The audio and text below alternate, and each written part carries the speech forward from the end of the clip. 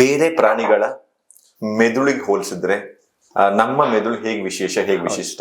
ಹೌದು, ಇಲ್ಲೊಂದು ಮಿತ್ತಿದೆ, ದೊಡ್ಡ ಮೆದುಳಿದ್ರೆ ನಿಮಗೆ ಜಾಸ್ತಿ ಬುದ್ಧಿವಂತಿಕೆ ಅಂತ. ಅದು wrong. Okay, so we always ನಿಮ್ಮ ಬಾಡಿ ಸೈಜ್ ಒಟ್ಟಿಗೆ ನಿಮ್ಮ ಬ್ರೈನಿನ ರೇಷಿಯೋ ನೋಡುವಾಗ, ಪ್ರಮಾಣ ನೋಡುವಾಗ ಅದು ನಿಮ್ಮ ಬುದ್ಧಿವಂತಿಕೆಯನ್ನು ತೋರಿಸ್ತದೆ.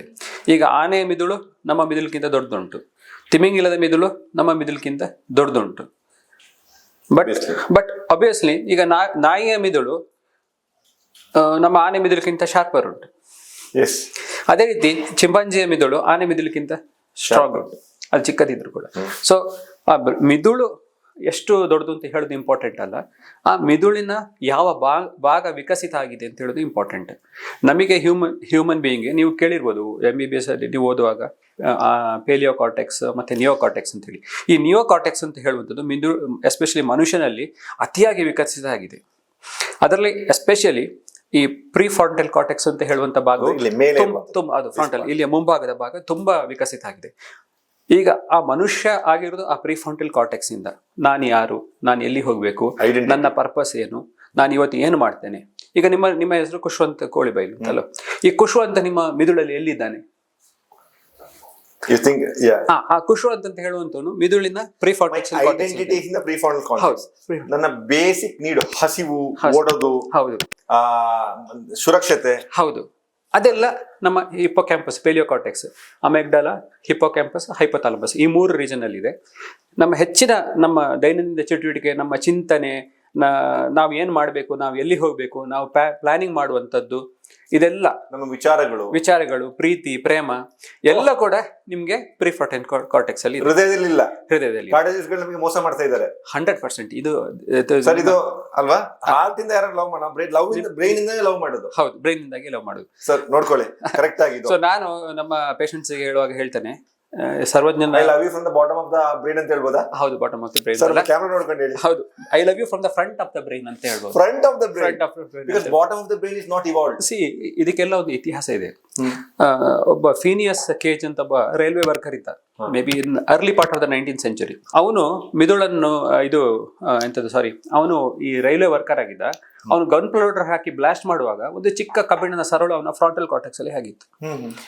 Before this incident, he was a very devoted husband, very caring husband, very loving person, very religious person. Parish ಅಲ್ಲಿ ಅವನು ಎಲ್ಲರಿಗೂ ಹೋಗಿ ಸಹಾಯ ಮಾಡ್ತಿದ್ದ. ಅವನೊಂದು ನೀವು ಒಂದು ಆ ಹಳ್ಳಿಯಲ್ಲಿ ಒಂದು ಮೋಸ್ಟ್ ಐಡಿಯಲ್ ಪರ್ಸನ್ ಅಂತ ಹೇಳಿದ್ದ. ಯಾವಾಗ ಕಬ್ಬಿಣ ಸರದವನ ತಲೆಯೊಳಗೆ ಹೋಯ್ತು, ಆವಾಗ ಅವನು ಸರ್ವೈವ್ ಆದ. ಅದರಿಂದ then he become very compulsive, very arrogant, very angered, and he was a menace for that particular society. So that was the first instance when scientists came to know that frontal cortex is responsible for all our emotions and this one and your personality, behavior. ನಿಮ್ಮ ಪ್ರಕಾರ ಇದು ಶಾರುಖ್ ಖಾನ್ ಮೂವಿದು ರಾಜ್ ಇದ್ದು ಅರ್ಜುನ್ ರೆಡ್ಡಿ ಆಗ್ಬಿಟ್ಟ. All those how we our identity, our behavior, everything is in the so everything is prefrontal cortex. So ನೀವು ಹೇಳ್ಬೇಕಾದ್ರೆ ಸರ್ವಜ್ಞನ ವಚನವನ್ನು ತಿರುಚಿದ್ರೆ ಎಂತದು, ಮಿದುಳಿಂದಲೇ ಇಹವು, ಮಿದುಳಿಂದಲೇ ಪರಹು, ಮಿದುಳಿಂದಲೇ ಸಕಲ ಸಂಪದವು. ಹಾಗೆ ಇದರಲ್ಲಿ ಒಂದು ನಾವು ಹೇಳುವಂತೆ ಒಂದು ಪೇಲಿಯೋ ಕಾರ್ಟೆಕ್ಸ್ ಅಂತ ಹೇಳುವಂಥದ್ದು, ಅಮೆಗ್ಡಲ, ಹೈಪೋಥಾಲಮಸ್, ಹಿಪ್ಪೋಕ್ಯಾಂಪಸ್. ಇದು ನಿಮ್ಮ ಬೇಸಿಕ್ಸ್ ಇರುವಂಥದ್ದು. ನಿಮ್ಮ ಕೋಪ, ದ್ವೇಷ, ರಾಗ ಅದೆಲ್ಲ ನಿಯಂತ್ರಣ ಮಾಡುವಂಥದ್ದು. ಯಾಕೆ ಅಂತ ಹೇಳಿದ್ರೆ ಮನುಷ್ಯನಿಗೆ ಸರ್ವೈವ್ ಆಗೋದು ಮುಖ್ಯ. ಸೊ ಗ್ರೀಡ್, ನೀವು ಹೇಳ್ತೀರ ಅದು ಕೆಟ್ಟದ್ದು. Greed is not bad, it is good for survival. ಅದು ಯಾಕೆಂತ ಹೇಳಿದ್ರೆ ನನಗೆ ಮತ್ತು ನನ್ನ ಕುಟುಂಬಕ್ಕಾಗಿ ಬೇಕಾದಷ್ಟು ನಾನು ಸಂಗ್ರಹಿಸಿ ಇಡಬೇಕು. That's A basic instinct. But ಅದು ಅತಿಯಾದಾಗ ಸಮಾಜಕ್ಕೆ ಮಾರಕ ಆಗ್ಬೋದು. ನಂಬರ್ 1. ನಂಬರ್ 2, ಫಿಯರ್, ಹೆದರಿಕೆ.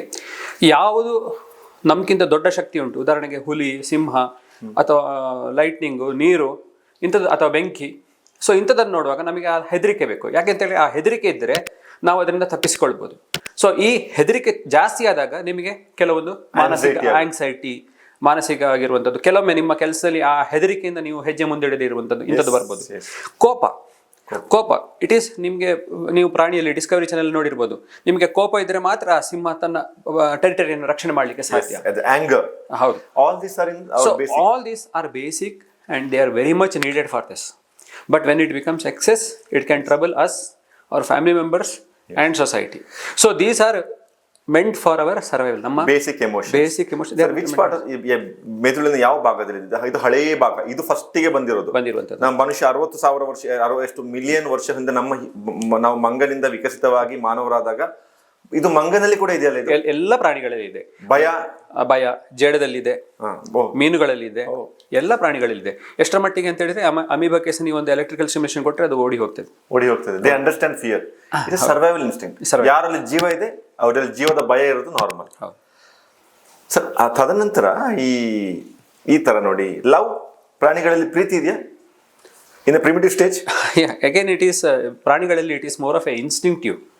More for reproduction, that kind of love. More for suicide ಮಾಡ್ಕೊಳ್ಳೋಂತ ಲವ್ ಅಲ್ಲ. ಅಲ್ಲ, ಅದರಲ್ಲಿ ಕೂಡ ಸುಸೈಡ್ ಇದೆ. ನೀವು ಲೆಮ್ಮಿಂಗ್ಸ್ ಅಂತ ಕೇಳಿರ್ಬೋದು, ಅದರಲ್ಲಿ ಕೂಡ ಇಟ್ಸ್ ಎ ಬರ್ಡ್. ಲೆಮ್ಮಿಂಗ್ಸ್ ಅಂತ ಹೇಳುವಂಥದ್ದು, I think it's a small animal, it goes and dies. I don't know, it is all instinctive ಅನಿಮಲ್ಗಳಲ್ಲಿ. ಅದರಲ್ಲಿ ಮೆಮರಿ ಕೂಡ ಇನ್ಸ್ಟಿಂಕ್ಟಿವ್, ಮೆಮರಿ ಆಲ್ಸೋ ಇನ್ಸ್ಟಿಂಕ್ಟಿವ್.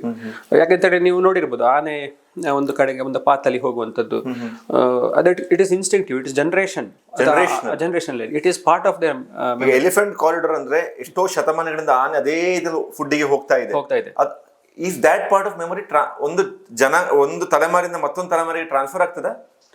ಆಗಬಹುದು. ಇಲ್ಲದಿದ್ರೆ ಪಕ್ಷಿಗಳು ನಿಮ್ಗೆ ಅಂಟಾರ್ಟಿಕದಿಂದ ರಂಗನತಿಟ್ಟಿಗೆ ಹೇಗೆ ಬರ್ಲಿಕ್ಕೆ ಸಾಧ್ಯ ಅಲ್ವಾ? ಹೌದು, ಇಟ್ ಈಸ್ ಕ್ವೈಟ್. ತಾತ ಬಂದಿದ್ದಾರೆ, ನಮ್ಮ ತಾತ ಹೋದ್ರು ನಾವು ಹೋಗೋಣ ಹೇಳಿ. ಇಲ್ಲ, ಅದು ಹ್ಯೂಮನ್ಸ್ ಅಲ್ಲಿ ಅಲ್ಲ. ಬಟ್ ಅದರಲ್ಲಿ it is more of instinctive. ಆ ಏಜ್ ಬರುವಾಗ ಅದು ಹೋಗ್ತದೆ ನೋಡಿ. ಏಜ್ ಬರುವಾಗ ಹೋಗ್ತದೆ. Exactly. It is not a volitional thought. ಈಗ ನಮ್ಮದು, ಈಗ ನಾನಲ್ಲಿ ಮಡಿಕೇರಿಗೆ ಹೋಗಬೇಕು ಅಥವಾ ಮೈಸೂರಿಗೆ ಹೋಗಬೇಕು, it is more of volitional. ನೀವು ಯೋಚನೆ ಮಾಡಿ ಹೋಗುವಂಥದ್ದು. It is not instinctive. But ಪ್ರಾಣಿಗಳಲ್ಲಿ ಇಟ್ ಈಸ್ ಮೋರ್ ಇನ್ಸ್ಟಿಂಕ್ಟಿವ್. ಆ ಸೀಸನ್ ಇದು ಬರುವಾಗ it goes. Even their mating is seasonal and instinctive. Because it's the purpose of reproduction. ಹೌದು. ಯಾಕೆಂತೇಳಿ ಅದರಲ್ಲಿ ನೀವು ಎಲ್ಲ ಪ್ರಾಣಿಗಳಲ್ಲಿ ಪೀನಿಯಲ್ ಗ್ಲ್ಯಾಂಡ್ ಅಂತ ಹೇಳುವಂಥದ್ದು ಇಂಟ್ಯಾಕ್ಟ್ ಇದೆ. It is a hormonal gland, ನೀವು ಕೇಳಿರ್ಬೋದು. So in humans it sort of gets destroyed or degenerated. So ಯಾಕೆ ಸರ್ ಅದು? nobody knows why it happened. So ಅದಕ್ಕೆ ನಾನು ಹೇಳ್ತೇನೆ ಯಾಕೆಂತೇಳಿ, ಈಗ ಫಾರ್ ಎಕ್ಸಾಂಪಲ್ ನೀವು ಡಾಗ್ಸ್ ನೋಡಿರ್ಬೋದು, they mate in a particular season. After that ovulation is stopped. That is because of pineal gland through a circadian rhythm. Okay. So circadian rhythm ಅನ್ನು monitor ಮಾಡುವಂತದ್ದು pineal gland. Okay. So ಅದು hypothalamus has a role. Pineal gland only has a role. The degenerative little part has a role in us. But ಅದರಲ್ಲಿ ಈಗ ನಿಮಗೆ ಪ್ರಾಣಿಗಳಲ್ಲಿ ಒಂದು ನಾಯಿ ಆಗುವಾಗ ಒಂದು ಈ ಮಳೆಗಾಲದ ಸೀಸನ್ ಅಲ್ಲಿ ಅದು ನೀವು ಬೆದೆಗೆ ಅಂತ ಬರ್ತದೆ ಅಂತ ಹೇಳ್ತೀವಿ, ಮೇಟ್ಸ್. ಅದಾದ್ಮೇಲೆ ಈಗ ಒಂದು 3 ತಿಂಗಳು ಇರ್ತದೆ, ಮತ್ತೆ ಅದರದ್ದು ಮೆನ್ಸ್ಟ್ರೇಷನ್ ಸ್ಟಾಪ್ ಆಗ್ತದೆ, ಆಸಕ್ತಿ ಹೋಗ್ತದೆ, ಎಲ್ಲ ಹೋಗ್ತದೆ. ಈಗ ಆಗ then they fight for food. ಈಗ ಹ್ಯೂಮನ್ ಗೇನ್ಸ್ ಅಲ್ಲಿ ಡಿಜನರೇಟ್ ಆಗೋದ್ರಿಂದ ವರ್ಷದ 12 ತಿಂಗಳು ಕೂಡ ಅದು ಮೆನ್ಸ್ಟ್ರಲ್ ಸೈಕಲ್ಸ್ ಆಗ್ತಾ ಇರ್ತದೆ. So what about other animals? They are all seasonal. All animals are seasonal. Seasonal. They are in sync with Mother Earth. In sync with Mother Earth. Mother Earth is seasonal. Mother Earth is seasonal. Rain. The human beings are sort of actually, if you say, it is an unwanted race. It's an unwanted race. Unwanted race. If you say one race or one species which should be removed from the earth, it is human beings. Because the amount of destruction we have done everywhere. See, rest everything is in sync with the Mother Earth or the nature. They don't destroy. They are in with that. So we are the ones. ನೀವು ಕನ್ನಡದಲ್ಲಿ ಹೇಳ್ಬೇಕಾದ್ರೆ ಮಾರಕ ಅಂತೇಳಿ. Sir, ಈಗ ನಾನು if somebody god or some alien species, if they want to destroy, first to preserve the earth, first thing they should do is they should destroy the human beings. Because sir, ಯಾಕಂದ್ರೆ neurology ಮಾತಾಡುವಾಗ evolution ಬಗ್ಗೆ ಮಾತಾಡ್ದಿರಕ್ಕಾಗಲ್ಲ.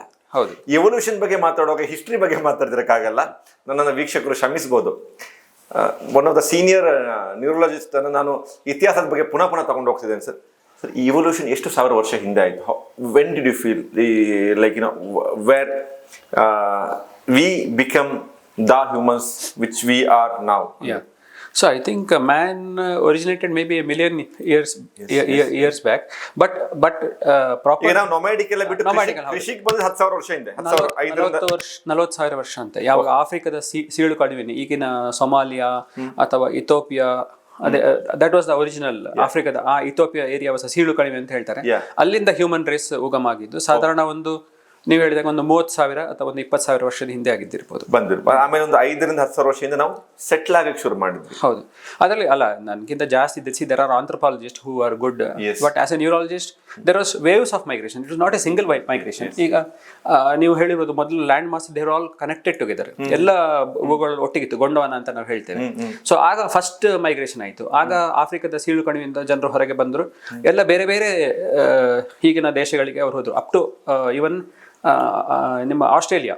ಇವನ್ Australia was connected through ನಿಮ್ಮ certain ಇದು Indonesia ಮತ್ತೆ Papua ನ್ಯೂಗಿನಿಂದ, ಅಲ್ಲಿಂದಾಗಿ ಅವ್ರು ನಡ್ಕೊಂಡು ಹೋಗಿದ್ರು. ಈಗ Australian aborigines they have share very similar maternal DNA with Indian Adivasis. They are similar.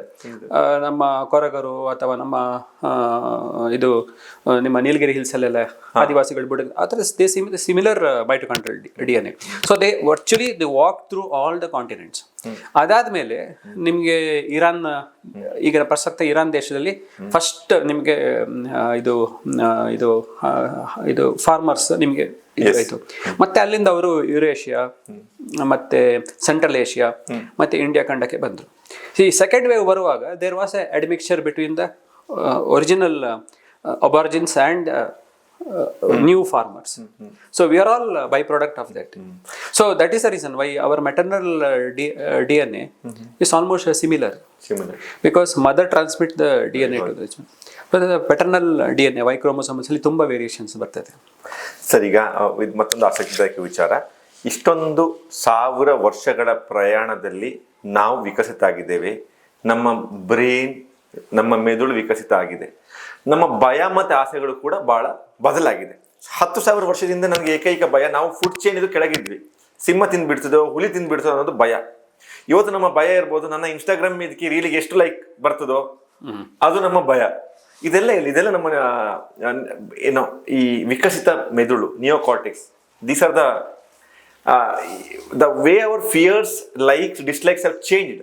It is still in the primitive limbic brain or in the neocortex. ಅದೇ ಈಗ ನೋಡಿ, ಈಗ ಭಯದ ಉತ್ಪತ್ತಿ ಆಗುವುದು ನಮ್ಮ ಪ್ರಿಮಿಟಿವ್ ಬ್ರೈನ್ ಇಂದ. ಅಮ್ಯಾಗ್ಡಾಲಾ ಅಂತ ಹೇಳುವಂಥದ್ದು ನಮ್ಮ ಭಯದ it's a seat of fear. ನಾವು ಆ ಭಯ ಒಂದು ಉತ್ಪತ್ತಿ ಆಗುವಾಗ ನಮ್ಮ ಮಿದುಳು ಅದನ್ನು ಪ್ರೊಸೆಸ್ ಮಾಡ್ತದೆ. ಈಗ ನಿಮ್ಮ ಗಾಡಿ ಬಂದ ಕೂಡಲೇ ನೀವು ಸಡನ್ ಆಗಿ ಬ್ರೇಕ್ ಒತ್ತುತ್ತೀರಿ ಅಲ್ವಾ? ಹೌದು, ಅದು ಅಮ್ಯಾಗ್ಡಾಲಾ ಒತ್ತದು. ಕಾರ್ ಬಂತು, ಅದು ನನಗೆ ಡ್ಯಾಶ್ ಆಗ್ತದೆ ಅಂತ ಚಿಂತನೆ ಮಾಡುವಷ್ಟು ಟೈಮ್ ಇಲ್ಲ ಅಲ್ಲಿ. ಆಕ್ಷನ್. ನೀವು ಹುಲಿಯನ್ನು ನೋಡಿದ ಕೂಡಲೇ ಓಡಿ ಹೋಗುವಂಥದ್ದು ಪ್ರಿಮಿಟಿವ್ ಬ್ರೈನ್. ಪ್ರಿಮಿಟಿವ್ ಬ್ರೈನ್ ಎಷ್ಟರ ಮಟ್ಟಿಗೆ ಅಂತ ಹೇಳಿದ್ರೆ ನಿಮ್ಮ ಕಾಲಿಗೆ ಅದು ರಕ್ತ ಸಂಚಾರ ಜಾಸ್ತಿ ಕೊಡುತ್ತೆ. ಈಗ ಒಂದು ಕ್ವಶನ್ ಮಾಡಿದ್ರೆ, ಹುಲಿ ಬಂತು, ನನ್ನ ಕೈಲಿ ಗನ್ ಉಂಟು, ಈಗ ನನ್ನ ಗನ್ನಿಂದ ಹುಲಿಯನ್ನು ಹೊಡಿಬಹುದು, ಅದು ಮತ್ತೆ ಬರುತ್ತೆ. ಫಸ್ಟ್ ಹುಲಿಯನ್ನು ನೋಡಿದ ಕೂಡಲೇ ನೀವು ಹೆದರ್ತೀರಿ, ಕರೆಕ್ಟ್ ಅಲ್ವಾ? ಸೊ ಹೆದರಿದ ಕೂಡಲೇ ನೀವು ಓಡಿ ಹೋಗ್ಬೇಕು, ಮೀಟರ್ ಆಫ್ ಆಗ್ಬೇಕು. ನಿಮ್ಗೆ ಓಡಿ ಹೋಗ್ಬೇಕು ಅಂತ ಆಗ್ಬೇಕಾದ್ರೆ ನಿಮ್ಮ ಕಾಲಿಗೆ ಅಧಿಕ ರಕ್ತ ಸಂಚಾರ ಬರಬೇಕು, ಕರೆಕ್ಟ್ ಅಲ್ವಾ? ಸೊ ಅದಕ್ಕೆ ನಿಮ್ಮ ಹೃದಯ ಫಾಸ್ಟ್ ಆಗಿ ಬಡಿಬೇಕು. ಸೊ ಅದು ನಿಮ್ಮ ಒಂದು ಹುಲಿಯನ್ನು ನೋಡಿದ ಕೂಡಲೇ ಎದೆ ಬಡಬಡ ಹೊಡಿತದೆ. ಯಾಕೆ ನಿಮ್ಮ ಎದೆ ಬಡಬಡ ಹೊಡಿ? ನಿಮ್ಮ ಕಾಲಿಗೆ ರಕ್ತ ಸಂಚಾರ ಜಾಸ್ತಿ ಹೊಡಬೇಕು. ನೀವು ಅದನ್ನು ಎದುರಿಸಲಿಕ್ಕೂ ನಿಮಗೆ ರಕ್ತ ಸಂಚಾರ ಜಾಸ್ತಿ ಬೇಕು, ಓಡಿ ಹೋಗ್ಲಿಕ್ಕೂ ರಕ್ತ ಸಂಚಾರ ಬೇಕು.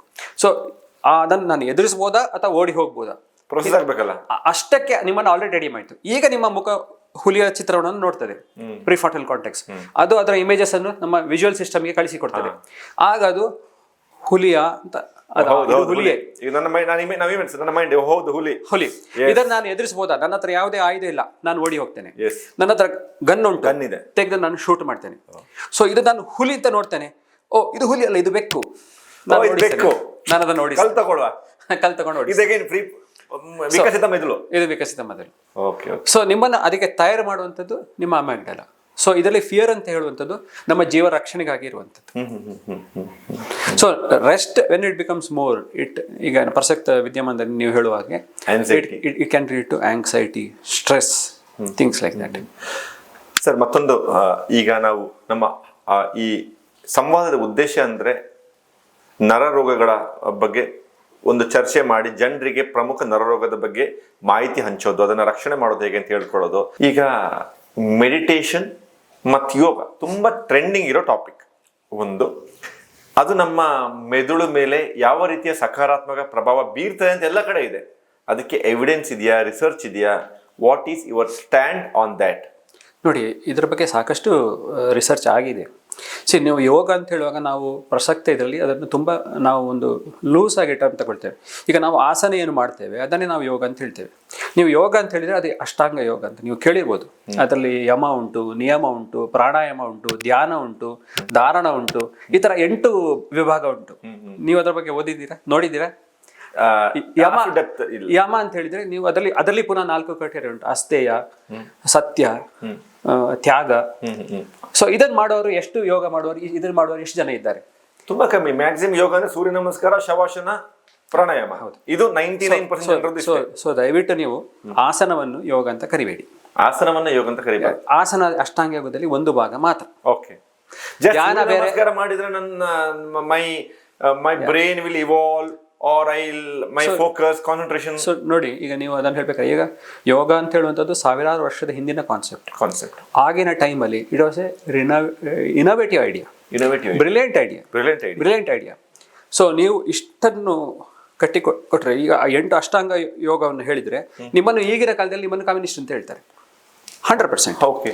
ಯಾಕೆ ಅಂತ ಹೇಳಿದ್ರೆ ಯಮ, ನೀವು ಸತ್ಯವನ್ನೇ ನುಡಿಬೇಕು, ನೀವು ಬೇರೆಯವರಿಗೆ ಹಾನಿ ಮಾಡಬಾರ್ದು, ಆಯ್ತಾ, ಯಾವುದೇ ಅಧಿಕ ಸಂಪತ್ತನ್ನು ಹೊಂದಿಕೊಳ್ಬಾರ್ದು, ಎಷ್ಟು ಬೇಕೋ ಅಷ್ಟೇ ತಿನ್ಬೇಕು, ಅಪರಿಗ್ರಹ ಒಳಗೆ ನೋಡ್ಕೊಳ್ಬೇಕು, ಹೊರಗೆ ಹೋಗ್ಬಾರ್ದು, ಅಧಿಕ ಸಂಪತ್ತನ್ನು ಕ್ರೋಢೀಕರಣ ಮಾಡಬಾರ್ದು. ಸೊ ಈಗಿನ ಕಾಲದಲ್ಲಿ ಯೋಗಿ ಅಂತ ಹೇಳುವನನ್ನು ಒಬ್ಬರು ಸಹ ಇಲ್ಲ. Very difficult. ಈಗ ಏನಾಗಿದೆ ಅಂತ ಹೇಳಿದ್ರೆ ಈ ಆಸನವನ್ನು ಕಮರ್ಷಿಯಲೈಸ್ ಮಾಡ್ತಾರೆ. ಯಾಕೆ ಅಂತ ಹೇಳಿದ್ರೆ ಬಾಕಿಯನ್ನು ಕಮರ್ಷಿಯಲ್ ಮಾಡ್ಲಿಕ್ಕೆ ಸಾಧ್ಯ ಇಲ್ಲ.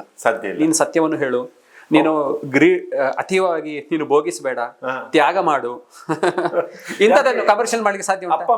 ಮಗನೇ ಕೇಳಲ್ಲ.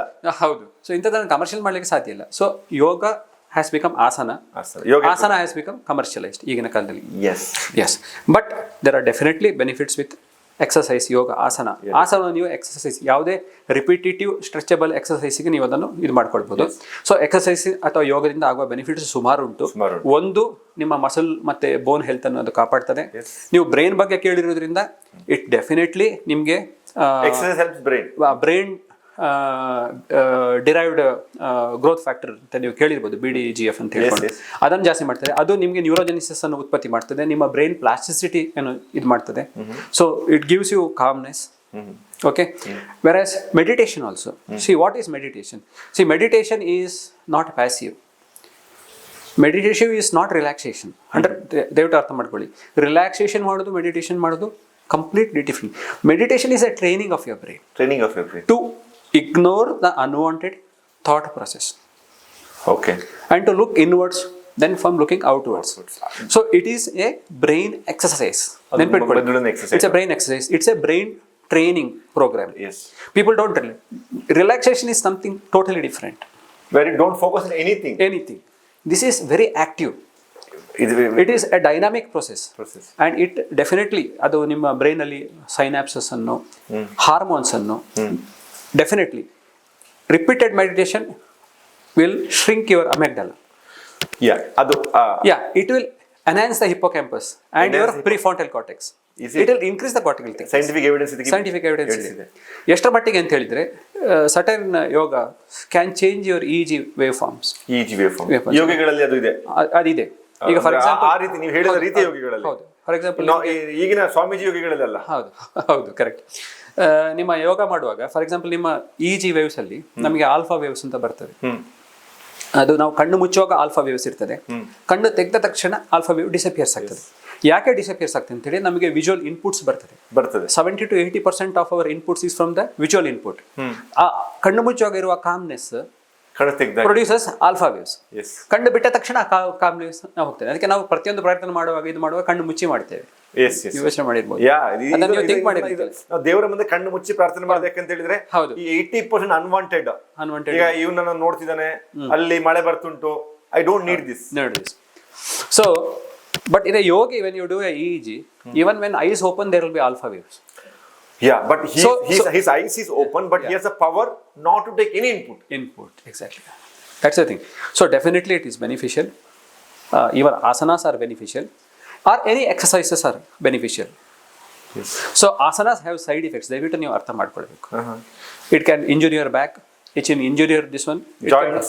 So all asanas, ನೀವು 64 asanas into it can damage you.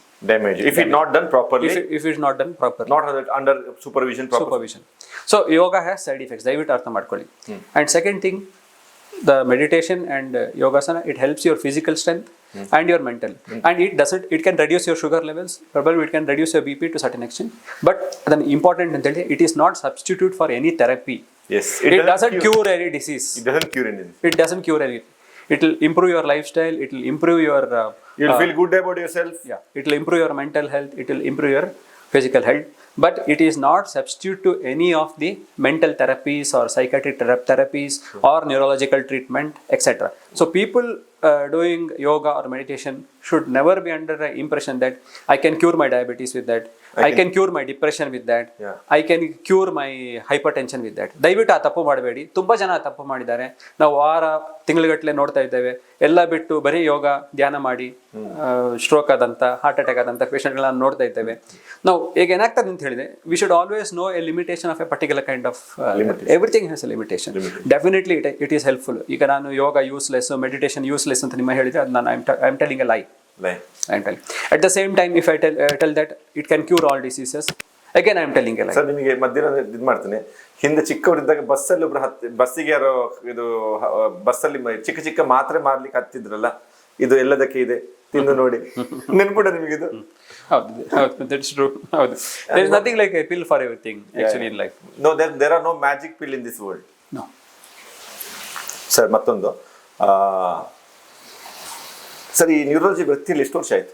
ನೀವು DM ನ್ಯೂರಾಲಜಿ ಯಾವಾಗ ಪಾಸ್ ಆದ್ರಿ? ನಾನು 2008ರಲ್ಲಿ ಪಾಸ್ ಆಗಿದೆ. So it is I can say 17 years now. 17 years in the field. ನಾನು ಎಲ್ಲ ಸಾಧಕರನ್ನು ಕೇಳ್ತೇನೆ. ಮೊನ್ನೆ ಮಾತಾಡೋ ಹೇಳಿದ್ರೆ ಯೂತ್ ನಿಮ್ಮದು you are being very successful.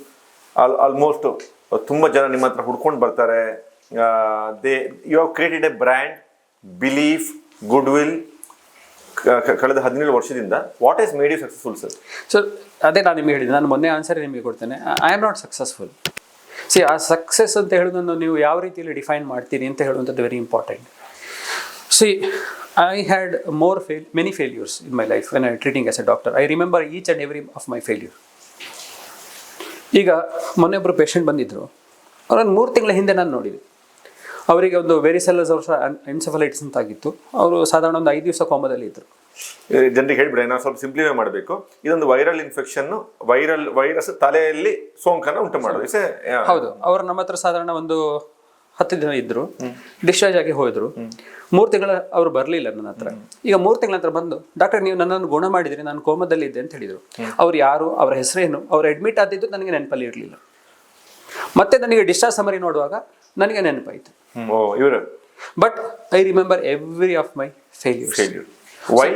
ಈಗ ಪುನಃ ಇದಕ್ಕೆ ಹೋಗೋಣ. ಅದು ಹೃದಯದಲ್ಲಿ ಉಳ್ಕೊಳ್ಳೋದಿಲ್ಲ. ವೈ ದಟ್ ಪೇನ್ ಇದೆ ಅಥವಾ ನೋವಿದೆಯಲ್ಲ, same as a doctor I also remember that babies I lost, we should not have been last.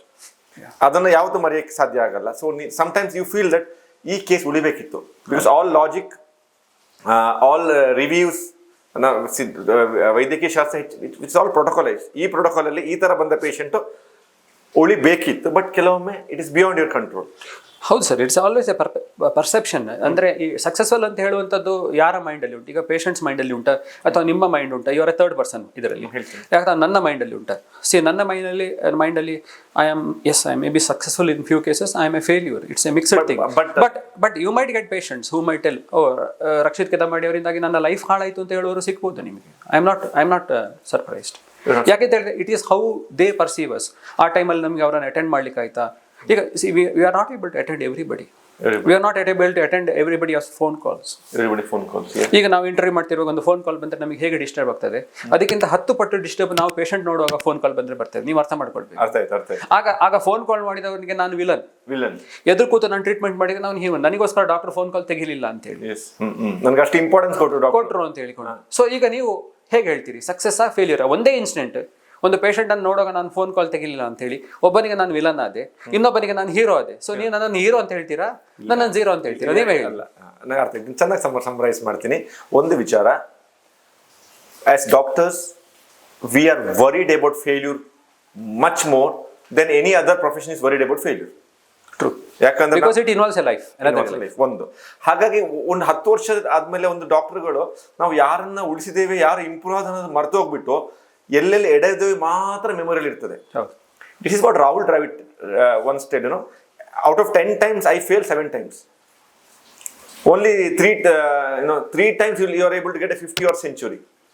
So you have to deal with it's emotionally very challenging. ನಮಗೆ ಎಮೋಷನಲಿ ಒಂದು super star movie actor ಯಾವತ್ತ ಒಂದು super hit ಗಳನ್ನ ನೆನ್ಪಿಟ್ಕೊಳ್ತಾನೆ. ಹೌದು, ನೀವು you will always carry home that the pain of losing somebody. So ಹಾಗಾಗಿ ನಿಮ್ಮನ್ನು ನೀವು ಸಕ್ಸಸ್ಫುಲ್ ಅಂದ್ಕೊಳ್ಳೋದಕ್ಕೆ ಈ ಎಮೋಷನ್ಸ್ ಅಡ್ಡ ಬರ್ತದೆ ಟು ಅನ್ ಎಕ್ಸ್ಟೆಂಟ್ ಇರ್ಬೋದು. ಸರ್ ಮತ್ತೊಂದು ವಿಚಾರ ಹೇಳ್ತೀನಿ. Why did I tell Rakshith Kedambadi successful ಅಂತ ಹೇಳಿದ್ರೆ, yesterday I was talking to him. I thought over 17 years he might have impacted nearly 1 lakh to 2 lakh people indirectly or indirectly. Out of that his success rate may be 99.99%. That's why I told you successful anta. Now are you able to see this compliment in a kind way? Yeah, okay, see, when somebody gives a compliment, now adan takolbeku, correct? But when you ask a fact, or a fact, this one, so ನಮ್ಮ ಮಿದುಳಿನಲ್ಲಿ ಯಾವ ರೀತಿ ಒಂದು ವಸ್ತುನಿಷ್ಠವಾಗಿ record ಆಗಿದೆ ಅದನ್ನು ನಾನು ನಿಮಗೆ ಹೇಳಬೇಕು. So see the thing is, ನಾನು ಕೆಲವೊಮ್ಮೆ ಹೇಳಿಕೊಂಡು God is a great equalise ಅಂತೇಳಿ. You may be a successful doctor but you are unsuccessful husband or a father. So your role cannot be defined by a single thing. We have multiple multitasking roles. You are a bad father, you are a bad husband, okay, bad child sometimes. Yeah, sometimes bad child also, yeah. That you have to ask. Bad friend also probably. Case ide ivattu baralla party-ge. Haudu, it happens all the time. It happens all the time. One more thing sir, I think ಇದು ನೀವು ಹೇಳ್ತಾ ಇದ್ರಿ ಮಾತಾಡ್ತಾ, ನಿಮಗೆ ನಿಮ್ಮ ಮಗ ಯಾವ class ಅಲ್ಲಿ ಇದ್ದ ಅಂತ ಒಂದು ಹಂತದಲ್ಲಿ ಗೊತ್ತಿರಲಿಲ್ಲ ಹೇಳಿ. How did you wife forgive you for that? Yeah, that is true. Sometimes it happens. ಅಂದರೆ ನಾವು we don't give importance to the finer details. ನಮ್ಮ ಮಕ್ಕಳ ಎಜುಕೇಷನ್ ಆಗಿರ್ಬೋದು, ಅಥವಾ ನಮ್ಮ ಮನೆಯಲ್ಲಿ ಆಗಿರುವಂಥ ಇರ್ಬೋದು, ನಮ್ಮ ತಂದೆ ತಾಯಿ ಇರ್ಬೋದು. ಎಷ್ಟರ ಮಟ್ಟಿಗೆ ಅಂತ ಹೇಳಿದರೆ, ನಾನು ಕೆಲವೊಮ್ಮೆ ಸತಿ ನನ್ನ ಮಗ ಯಾವ ಕ್ಲಾಸ್ನಲ್ಲಿ ಓದ್ತಿದ್ದಾನೆ ಅದು ನನಗೆ ಗೊತ್ತಿಲ್ಲ. ಅವನು ಯಾವುದೇ ಒಂದು ಸ್ಕೂಲ್ ಡೇ ನಾನು ಅಟೆಂಡ್ ಆಗಲಿಲ್ಲ, ಇಲ್ಲಿವರೆಗೆ ಯಾವುದೇ ಸ್ಕೂಲ್ ಡೇ ಅಟೆಂಡ್ ಆಗಲಿಲ್ಲ. ಸೊ ಕೆಲವೊಮ್ಮೆ ದೇ ಫೀಲ್, ಎಸ್ಪೆಷಲಿ ನನ್ನ ಮಕ್ಕಳು ಹೇಳ್ತಾರೆ, you are not there for us ಅಂತ ಹೇಳ್ತಾರೆ. They do tell. At the same time ಅದನ್ನು ನಾನು ನನ್ನ ವೈಫಿಗೆ I have to really sort of give the credit to her. She has made them understood why your father's work is important ಅಂತ ಹೇಳಿ. ಹೌದು, ಅವರಿಗೆ ಯಾಕೆ ಹೊರಗೆ ಹೋಗೋದು ಅಥವಾ ನಿಮ್ಮ ಫಂಕ್ಷನ್ಸ್ಗೆ ಬರದೇ ಇರೋದು ಎಷ್ಟು ಅಗತ್ಯ ಅಂತ ಅವರು ಮನವರಿಕೆ ಮಾಡಿಕೊಟ್ಟಿದ್ದಾರೆ. ಸೊ ನಮ್ಮ ತಂದೆ ಹತ್ರ ಸಹ ಕೇಳಿದರೆ ಅವರು ನನಗೆ ಫೋನ್ ಮಾಡೋದನ್ನೇ ಬಿಟ್ಟಿದ್ದಾರೆ. ಅವರು ನನ್ನ ಮಕ್ಕಳಿಗೆ ಮತ್ತೆ ವೈಫಿಗೆ ಮಾತ್ರ ಫೋನ್ ಮಾಡೋದು, ನನಗೆ ಕಾಲ್ ಮಾಡೋದಿಲ್ಲ ಅವರು. ಅಂತಹ ಒಂದು ಇಂಪಾರ್ಟೆಂಟ್ ವಿಷಯ ಇದ್ರೆ ವಾಟ್ಸ್ಆಪ್ ಮಾಡ್ತಾರಾ? ಇಲ್ಲ, ಕಾಲ್ ಬ್ಯಾಕ್ ಇಲ್ಲ, ಕಾಲ್ ಬ್ಯಾಕ್ ಅಂತ ಕೂಡ ಕಷ್ಟ ಆಗ್ತದೆ. ಇಲ್ಲ, ಅವ್ರು ನನಗೆ ಫೋನ್ ಮಾಡೋದನ್ನೇ ಬಿಟ್ಟಿದ್ದಾರೆ.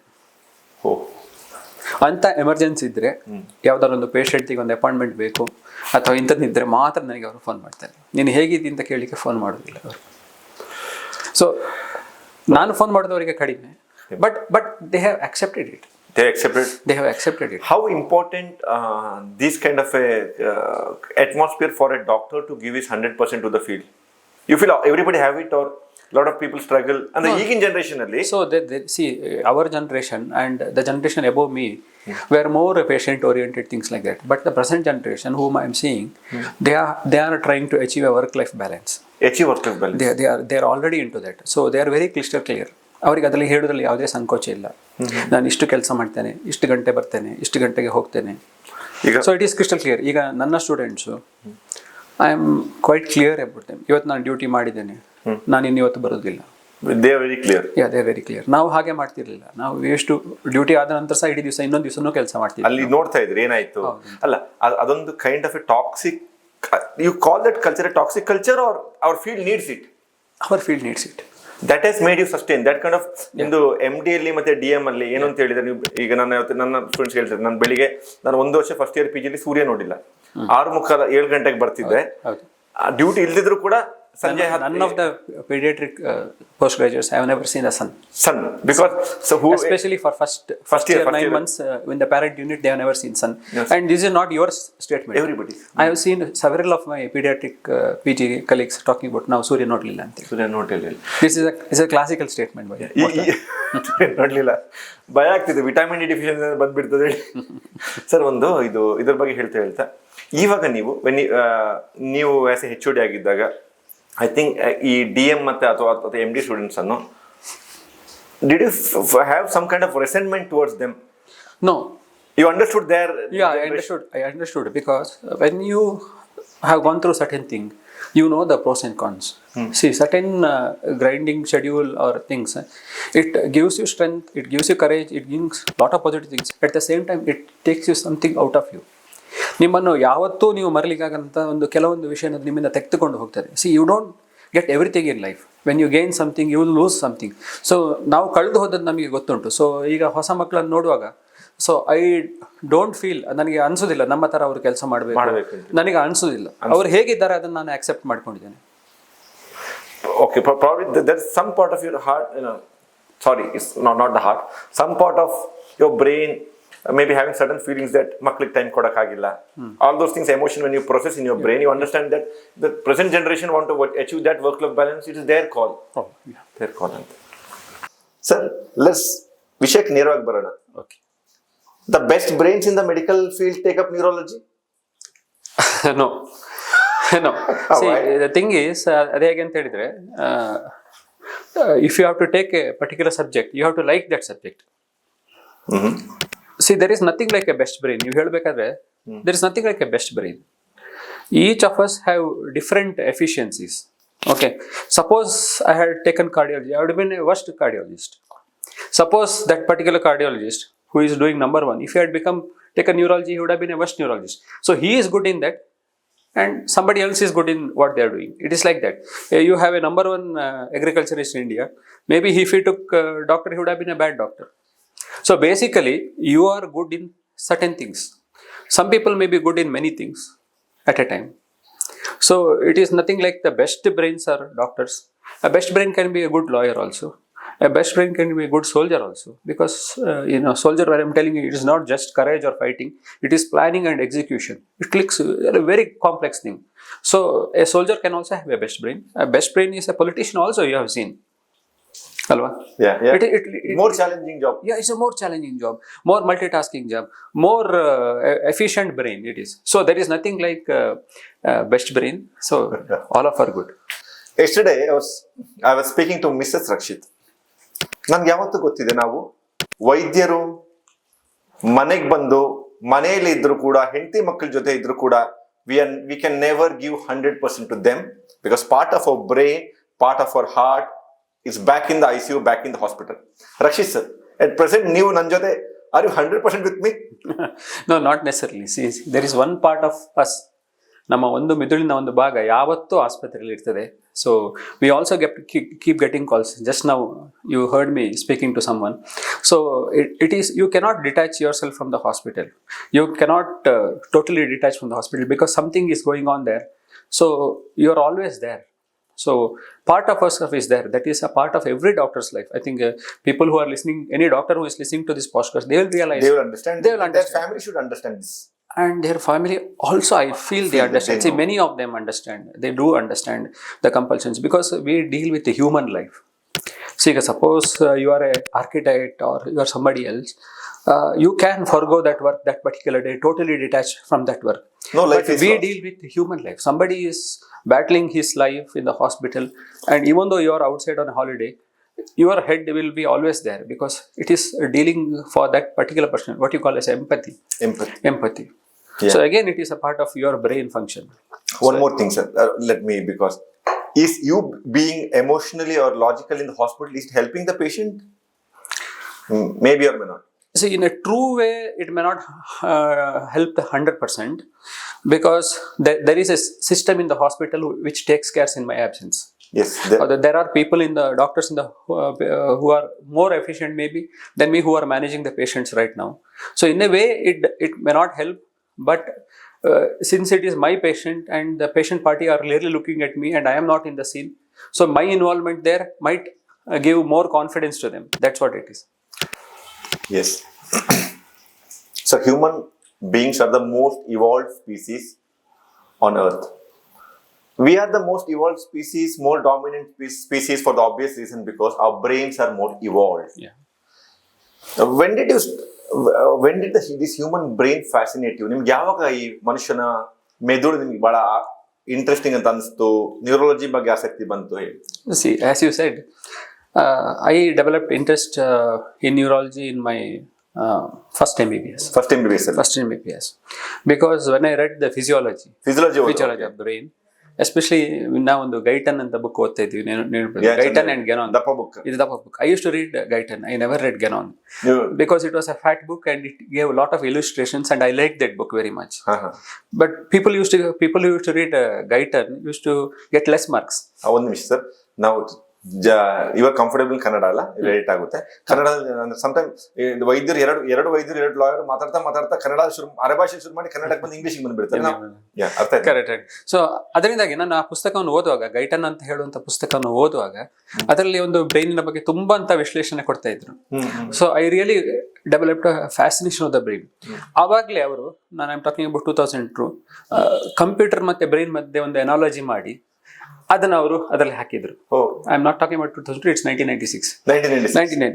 Then I really got interested about brain. I started reading about the brain from other books also. ಬೇರೆ ಬುಕ್ಸ್ ಓದ್ತಾ ಇದ್ದೆ ನಾನು. ಇದರಿಂದಾಗಿ ನನಗೆ, ಆವಾಗಲೇ ನಾನು ಡಿಸೈಡ್ ಮಾಡಿದ್ದೆ, ನಾನು ಆದ್ರೆ ನ್ಯೂರಾಲಜಿಸ್ಟ್ ಆಗ್ಬೇಕು ಅಂತ ಡಿಸೈಡ್ ಮಾಡಿದ್ದೆ. Very early. Okay sir, next ತುಂಬಾ ಕಡೆ ಮಾರ್ಕೆಟ್ ಇಂದ ಪ್ರಮೋಟ್ ಆಗ್ತುಂಟು ಫುಡ್ ಫಾರ್ ಬ್ರೈನ್ ಹೆಲ್ತ್. ಇದು ಗುಡ್, ಇದರಲ್ಲಿ ಮಿತ್ ಏನು, ಸತ್ಯ ಏನು, ಮಾರ್ಕೆಟಿಂಗ್ ಏನು? ಆಮೇಲೆ ಇದೆಲ್ಲ ಹೇಳಿದ್ಮೇಲೆ ಇದರಲ್ಲಿ ಯಾವ್ದೆಲ್ಲ ನೀವು ಫಾಲೋ ಮಾಡ್ತಿದ್ರೆ ನಿಮಗೆ ಬೆನಿಫಿಟ್ಸ್ ಕೊಟ್ಟಿದೆ? ಹೌದು. So you ask a right question. You got a right question. ಈಗ ಏನಾಗ್ತದೆ ಅಂತ ಹೇಳಿದ್ರೆ, I will tell it in a step wise way. So what is proven I will tell you. So ಮಿದುಳಿನ ಹೆಲ್ತಿಗೆ ಬೇಕಾಗಿರುವಂಥದ್ದು ಒಮೆಗಾ 3 ಅಲ್ಲಿ ರಿಚ್ ಇರುವಂಥದ್ದು. They are ಯಾವುದು? ಒಂದು ನಿಮ್ಮ ಫಿಶ್, ಮತ್ತೆ ನಿಮ್ಮ ವಾಲ್ನಟ್, ಫ್ಲಾಕ್ಸ್ ಸೀಡ್ಸ್ ಎಸ್ಪೆಷಲಿ, ಮತ್ತೆ ಆಲ್ಮಂಡ್ಸ್. ಎಲ್ಲ ಬೆಳಗ್ಗೆ ತಿಂದಿದ್ದೇನೆ. These contain very rich omega. ನಿಮ್ಮ ಎಗ್ ಕಂಟೇನ್ಸ್ ಕೋಲಿನ್. ನೀವು ಎಸ್ಟೆಲ್ ಕೋಲಿನ್ ಕೇಳಿದಿರಲ್ಲ, very rich in choline egg. Okay. Then sprouted vegetables. Okay, they also give you very good things or byproducts which are very good for. ನಾನು ನೀವು ಮಿಸ್ಸೇ ಮಾಡಬಾರ್ದು ಅಂತ ಹೇಳೋದಾದ್ರೆ, you don't miss almonds, that is nuts grown on trees, not groundnut. Not groundnut, nuts grown on trees. Number one, that contains maybe pista, almond, macadamia, walnut. Okay, then sprouted vegetables. Yes. Sprouted vegetables. Then all the vegetables which are grown above the ground, not below the ground, like potato, beetroot, carrot, bittu. The ones which, because they contain more of starch. Yeah, especially more of sugar. Yeah, more of the green leafy ones. Yeah, more above it contains more of vitamins and basically vitamins, all kind of vitamins. Then they also contain certain things which are very good for your gut bacteria. Exactly. ಈಗ ತಿನ್ನುವುದು ರೋಗಕ್ಕೆ ಮೂಲ. ಹಿಂದೆ ಬಂದಲ್ಲ, ಮಾತು ಬಲ್ಲವನಿಗೆ ಜಗಳವಿಲ್ಲ, ಊಟ ಬಲ್ಲವನಿಗೆ ರೋಗ ಇಲ್ಲ. I forgot that. That is the thing which I tell my patients. ಊಟ ಬಲ್ಲವನಿಗೆ ರೋಗ ಇಲ್ಲ. See, there is a process called as a gut brain hypothesis. ಇದೊಂದು ಸೆಪರೇಟ್ ವಿಚಾರಕ್ಕೆ ಬರುವ. ಗಟ್ ಹೆಲ್ತ್, ಈಗ ನಾವು ಪ್ರೆಸೆಂಟ್ ಏನಂತ ಹೇಳಿದ್ರೆ, ಗಟ್ ಹೆಲ್ತ್ ಯಾವ ಫುಡ್ ಗಟ್ಟಿಗೆ ಒಳ್ಳೇದು, ಗಟ್ ಚೆನ್ನಾಗಿದ್ರೆ ನಮ್ಮ ಬ್ರೈನ್, ಎಮೋಷನ್, ಮೂಡ್, ಮೆಮೊರಿ ಚೆನ್ನಾಗಿರುತ್ತೆ ಅಂತ ಹೇಳುದು ಎಲ್ಲ ಕಡೆ ನಡೀತಾ ಉಂಟು. ನೋಡಿ Khushwant, you are not just a human being, you are not one species. ನೀವು ಅರ್ಥ ಮಾಡ್ಕೊಳ್ಬೇಕು. ಸೊ ನೀವು ಕುಶ್ವಂತ್ ಏನಾಗಿದ್ದೀರಾ ಅದು ನಿಮ್ಮಿಂದಾಗಿ ಅಲ್ಲ, ನಿಮ್ಮ ಗಟ್ ಬ್ಯಾಕ್ಟೀರಿಯಾದಿಂದ. That is the second brain. ಅರ್ಥ ಮಾಡ್ಕೊಳ್ಳಿ. ಅಲ್ಲಿ ಕೋಟ್ಯಾಂತರ ಆರ್ಗ್ಯಾನಿಸಮ್ಸ್ ಇದೆ. ಅದರಲ್ಲಿ ಮುಖ್ಯವಾಗಿ 6 ಪ್ರಭೇದ ಇದೆ. ಬಾರ್ಬಟೆಲ್ಲ, ಪ್ರಿವಲ್ಲ, ಹಾಗೆ ಒಂದು 6 ಟೈಪಿನ ಇದಿದೆ. ಅದರ ratio decides where are things. Do you know which is highest? ನಿಮ್ಮ dopamine is the reason for your happiness. ಅರ್ಥ ಮಾಡ್ಕೊಂಡಿದ್ರಲ್ಲ, 90% of about 80% of the dopamine is produce by your gut bacteria. ನೆನ್ಪಿಟ್ಕೊಳ್ಳಿ. ಆ ಡೋಪಮಿನಿಂದಲೇ ಸೆರೋಟೋನಿನ್, ನಾರೆಫ್ರಿನ್, ನಿಮ್ಮ ಮಿದುಳಿಗೆ ಬೇಕಾದಂಥ ಹಾರ್ಮೋನ್. ನಿಮ್ಮ bacteria, ನಿಮ್ಮ gut bacteria ತೆಗೆದ್ರೆ you can't survive. Yes. So don't claim that I am Kushvanth. You are not Kushvanth. There are thousands of many Kushvanths who have made you Kushvanth. Yeah, there are many gut bacteria which are secreting, ಹೌದು. which is influence my mood, happiness, thought, Yeah, exactly. and making my personality. ಎಲ್ಲರದು. So be kind to them.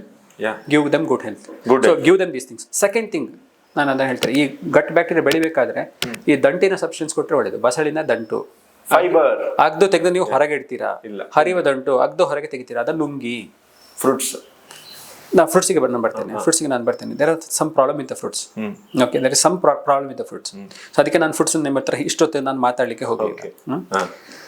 So in a limited way I can say I am enemy of the fruit. You are enemy of the fruit. Yeah, but I'll come to that later. Yes, okay. No, you are asking about brain. That's why I'm Brain, yes, yes. So ಇಷ್ಟು items ನಾನು ಹೇಳಿದ್ದೇನೆ, ಅದನ್ನು ನೀವು ಕರೆಕ್ಟಾಗಿ ತಗೊಂಡ್ರೆ with you need all kinds, you need some calories. So ಸ್ವಲ್ಪ ನಿಮಗೆ rice ಅಥವಾ wheat because on what geographic reason. See Kodagu ಮತ್ತು ದಕ್ಷಿಣ ಕನ್ನಡದವ್ರು they are rice eaters. Our parents have been eating for generation. Don't discard, right? Eat rice. Don't eat ragi or other things which are grown in some other places. They are not suitable for us. Yes. Rice grows here. Eat rice which are grown here because it is suitable for your bacteria. Your bacteria. Eat less. See, ನಿಮ್ಮ ತಂದೆ ತಾಯಿ ಅಜ್ಜ ಅಜ್ಜಿ ಹೊಲದಲ್ಲಿ ದುಡಿತಾ ಇದ್ರು. ಬೆಳಿಗ್ಗೆ 6 ಗಂಟೆಗೆ ಹೋದ್ರೆ ಸಂಜೆ 8 ಗಂಟೆ ದುಡಿತಾ ಇದ್ರು. ನೀವು ಚೇರಲ್ಲಿ ಕೂತಿರೋರು. ಸೊ ನಮಗೆ ಅವ್ರು ತಿಂದಷ್ಟು ಅನ್ನ ಬೇಡ, 2 ಸೌಟು 3 ಸೌಟು ಅನ್ನ ಬೇಡ, ನಮಗೆ 2 ಸ್ಪೂನ್ 3 ಸ್ಪೂನ್ ಅನ್ನ ಸಾಕು. ಅಷ್ಟು ತಕೊಳ್ಳಿ.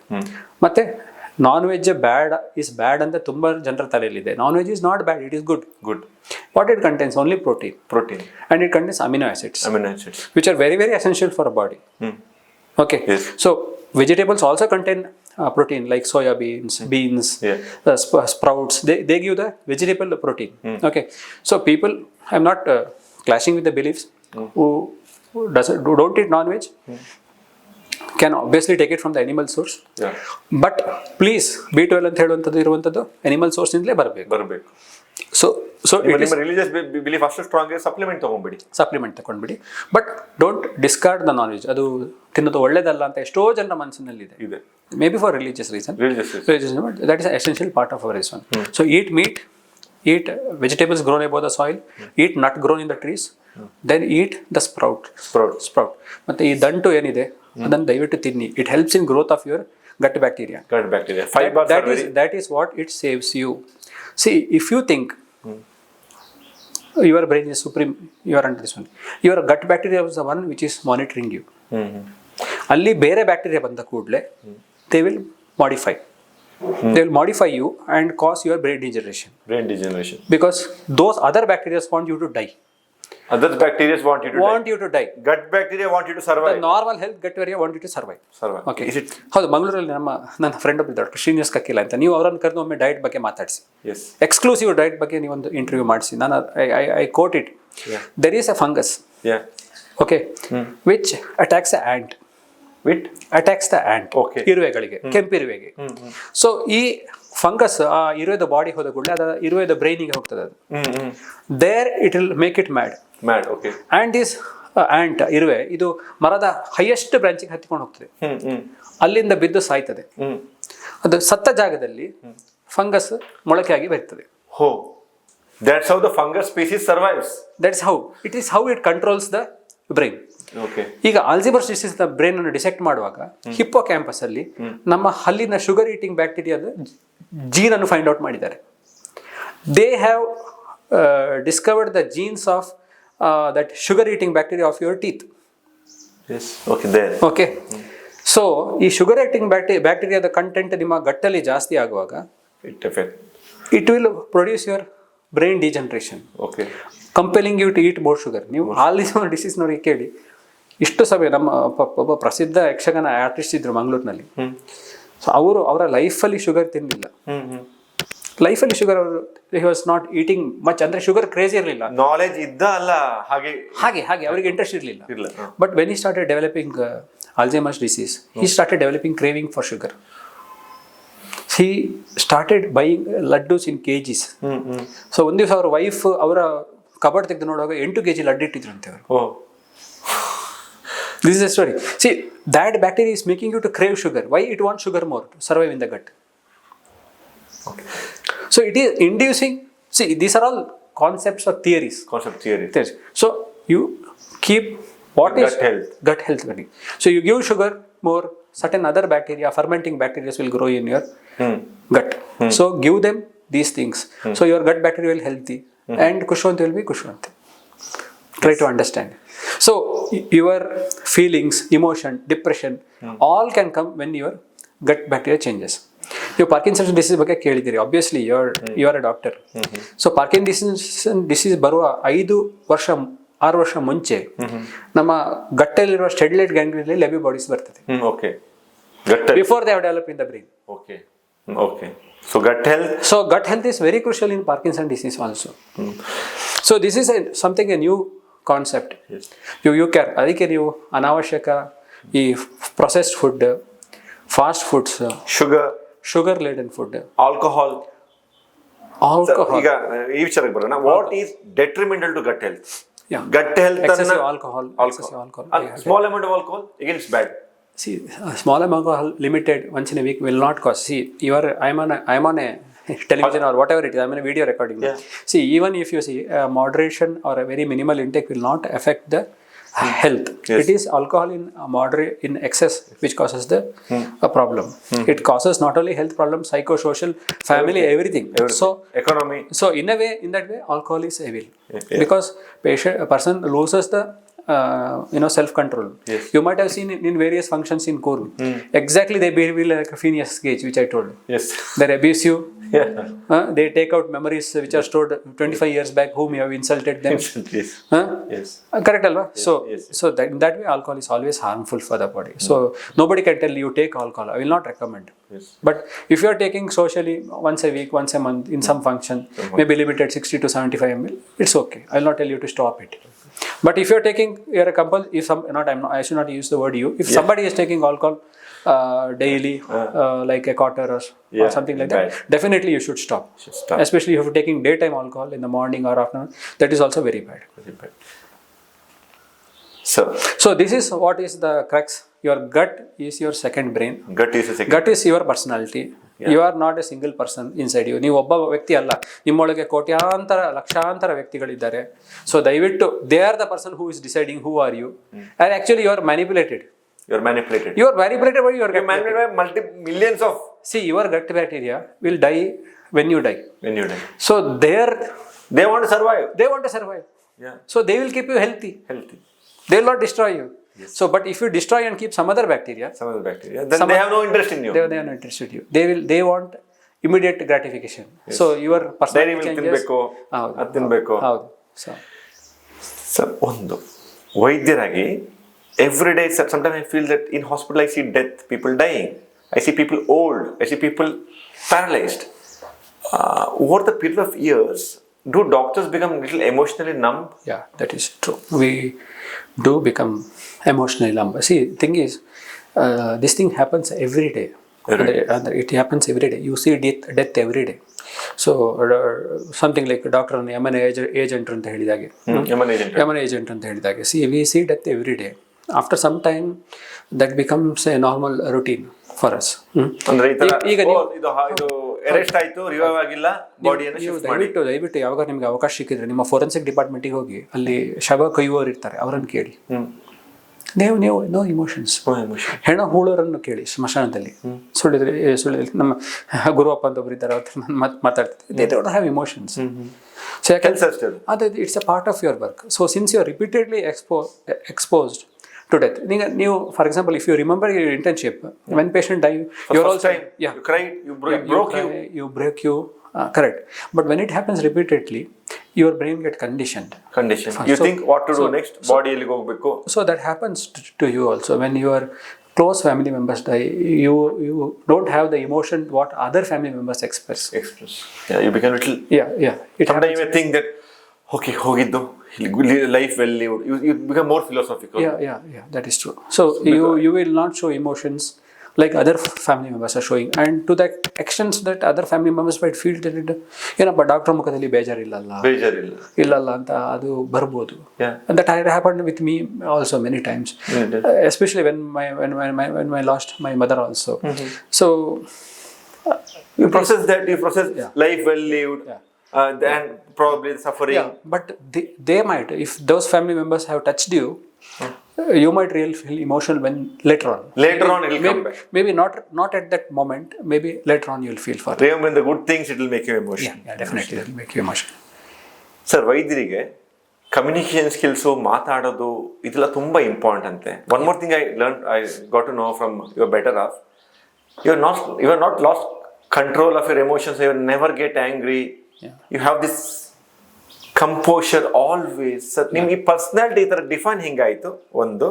ಸೆಕೆಂಡ್ ಕ್ವಶನ್, ನಿಮ್ದು communication skills, all those things, how you developed ಅಂತ ಹೇಳಿ. ನೀವು if you speak to my siblings R my parents or my very early childhood friends, they will tell you that I was a very emotional person at that time. Is it?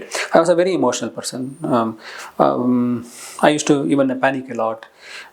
I used to get angry also a lot. If you remember my 1 to 6 Rotary School ಅಲ್ಲಿ ಓದಿದ, ಸುಳ್ಳಿದಲ್ಲಿ ಓದಿದ run ಕೇಳಿದರೆ, they will not believe that I have become a doctor. ಹೊಡೆದಾಟ ಒಂದು ತಕ್ಕ ಮಟ್ಟಿಗೆ. So ಸುಳ್ಯದ ಭಾಷೆಯಲ್ಲಿ ಪೆಟ್ಟಿಸ್ಟ್ correct. So they not. Sir, ಈಗ ಸಮ್ಟೈಮ್ಸ್ ಇವತ್ತಿನ ತುಂಬ ಚಾಲೆಂಜಿಂಗ್ ಅಂದರೆ hostile relatives, hostile atmosphere. It is something more to do with doctors' inability to process emotions, or it is both, or what do you tell? ನಾವು ತುಂಬ ಕಡೆ ಹೊಡೆದಾಟ ಅದೆಲ್ಲ ನೋಡ್ತೀರಲ್ಲ.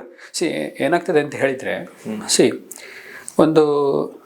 ಒಂದು negative impact ಅಂತ ಇಟ್ಕೊಳ್ಳಿ. For example, patient has not improved or he has worsened after coming to the hospital, or a person has died. So the general perception is the hospital or the doctors have not done enough for my patient. That's the reason why he has worsened ಅಂತ ಹೇಳಿ. Now many of times ನೀವು simple GB syndrome ಇರ್ಬೋದು, ಬರುವಾಗ ನೋಡ್ಕೊಂಡು ಬರ್ತಾರೆ.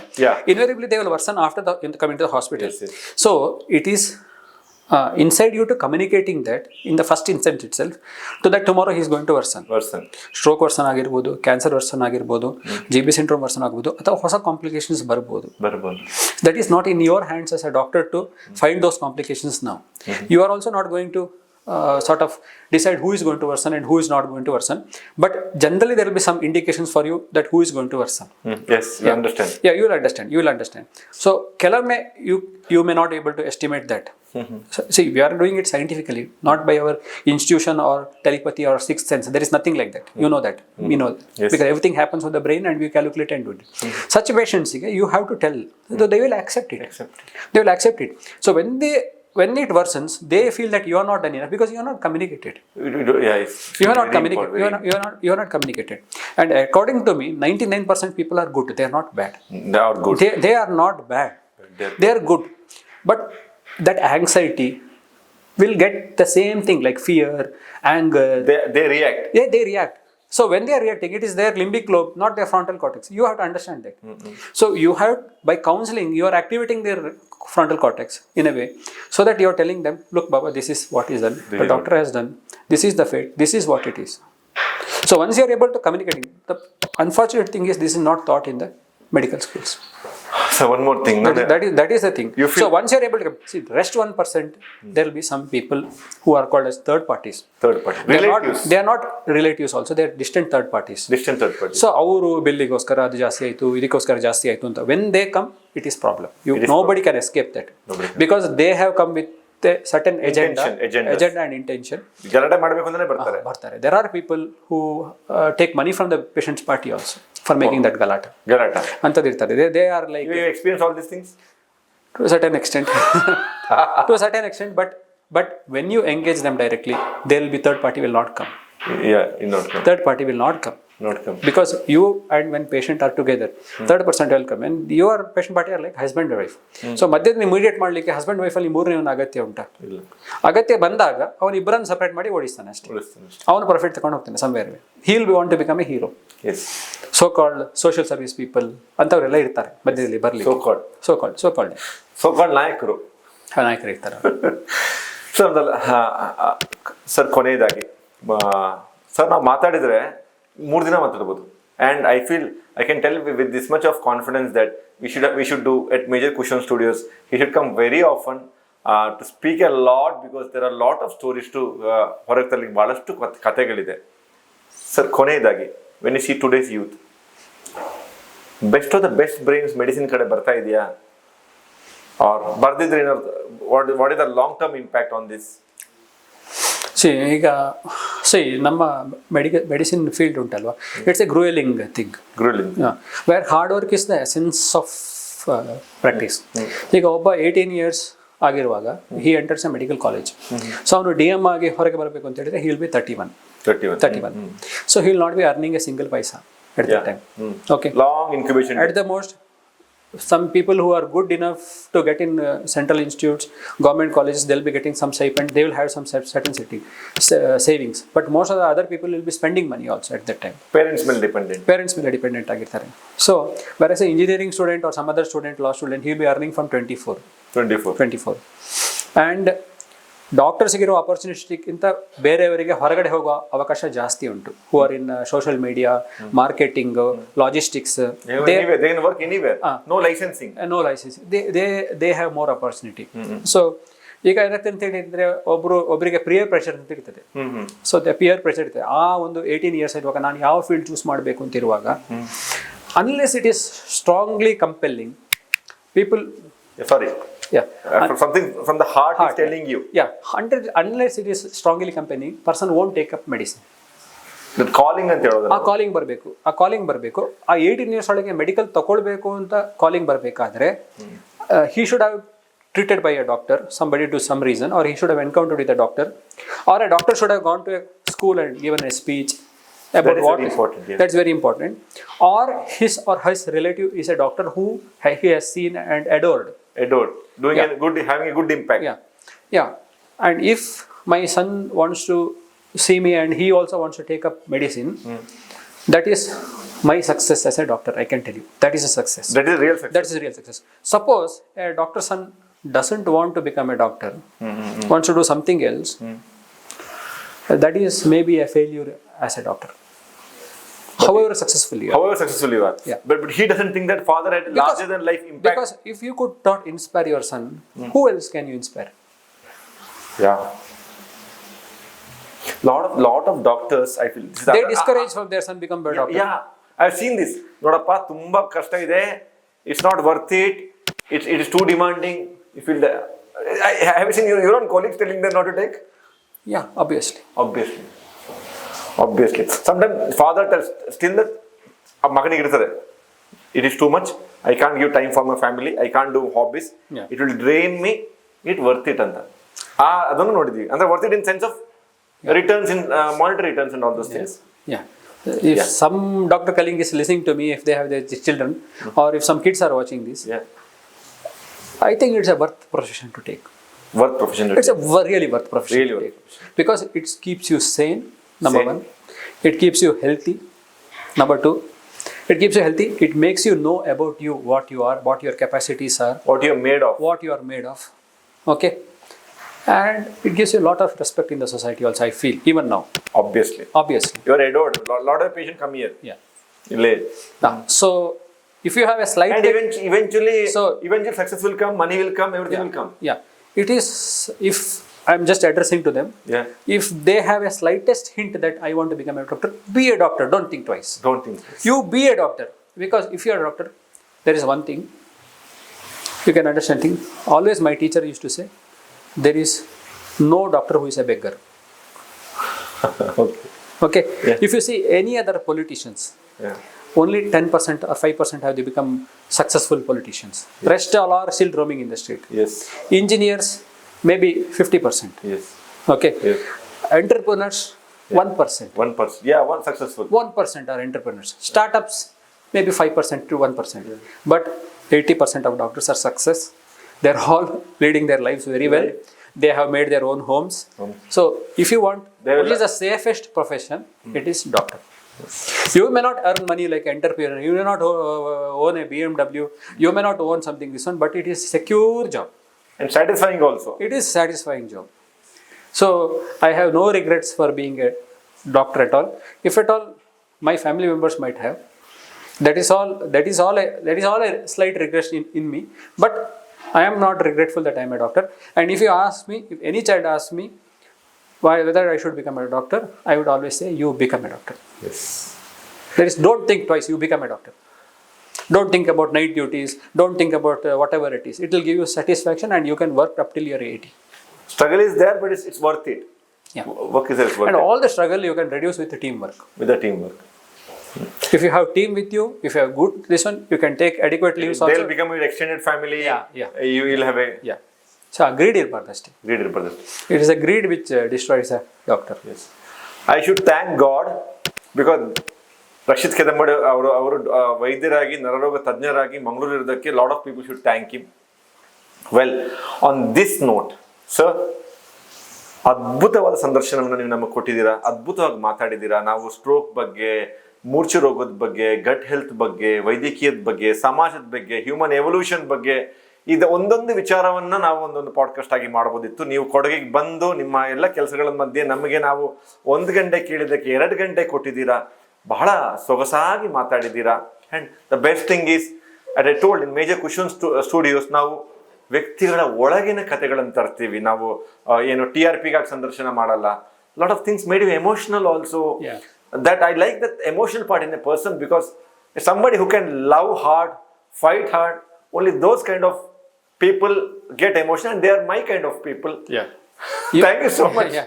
See, for any cause you have to fight for that. For that you have to have emotion.